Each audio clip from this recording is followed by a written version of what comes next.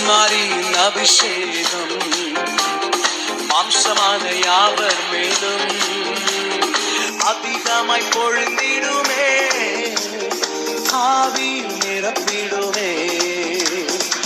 மாரியின் அபிஷேகம் மாம்சமான யாவர் மேலும் அதிகமாய் பொழிந்திடுமே, ஆவியில் நிரப்பிடும்.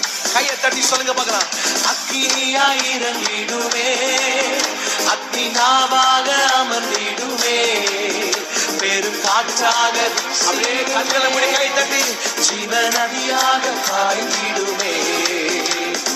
அக்கினியாய் இறங்கிடுமே, அக்கினாவாக அமர்ந்திடுமே, பெரும் காற்றாக வீசிடுமே, ஜீவநதியாக ஆய்ந்திடுமே. மீண்டும் சொல்லுங்க கையை தட்டி. அக்கினியாய் இறங்கிடுமே, அக்கினாவாக அமர்ந்திடுமே, பெரும் காற்றாக வீசிடுமே.